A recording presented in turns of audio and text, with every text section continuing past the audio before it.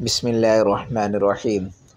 نماز میں غلطی ہو جائے تو اس کو صحیح کیسے کریں اور کس وقت سجدہ سہو واجب ہوتا ہے، تو آئیے اب نیا مسئلہ آگے بیان کر رہا ہوں۔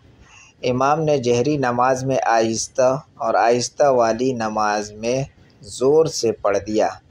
اگر امام نے جہری نماز میں بھول کر، جہری کہتے ہیں نیچے لکھا ہوا ہے جن نمازوں میں امام بلند آواز سے پڑھتا ہے، جیسے مغرب، عشاء اور فجر کی نماز میں، اس کو جہری نماز کہتے ہیں، اور جن نمازوں میں امام آہستہ پڑھتا ہے جیسے ظہر اور عصر کی نماز میں، ان کو سری نماز کہتے ہیں۔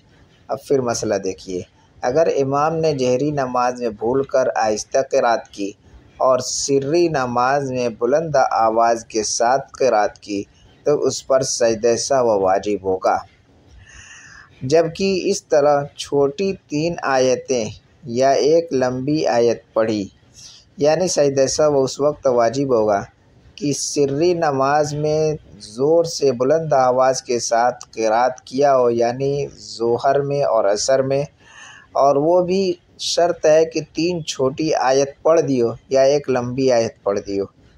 اور آگے مسئلہ یہ کہ اور اگر ایک چھوٹی آیت یا کسی لمبی آیت کا صرف 1-2 کلمہ پڑھا تو اس سے سجدہ سہو واجب نہ ہوگا۔ وہی اگر 3 آیت پڑھ دے تو سجدہ سہو واجب ہو جائے گا، یا ایک لمبی آیت پڑھ دے تب بھی سجدہ سہو واجب ہو جائے گا، اور اگر 3 آیت سے کم پڑھا ہے تو سجدہ سہو واجب نہیں ہوگا، اور اگر ایک لمبی آیت کے صرف 1-2 کلمہ ہی پڑھے ہیں تب بھی سجدہ سہو واجب نہیں ہوگا۔ منفرد نے جہری نماز میں آہستہ پڑھا۔ منفرد یعنی تنہا نماز پڑھنے والا اگر جہری نماز میں آہستہ سے اور آہستہ والی نماز میں بلند آواز سے قرات کر دے تو اس پر سجدہ سہو واجب نہیں ہے۔ یہ تنہا پڑھنے والے کے بارے میں۔ سورہ فاتحہ پڑھ کر دیر تک خاموش رہا۔ کسی نے سورہ فاتحہ پڑھی اور چپ ہو گیا اور ایک لمبی آیت یا 3 چھوٹی آیتوں کے برابر خاموش کھڑا رہا، اس کے بعد سورہ ملائی تو اس پر سجدہ سہو واجب ہے۔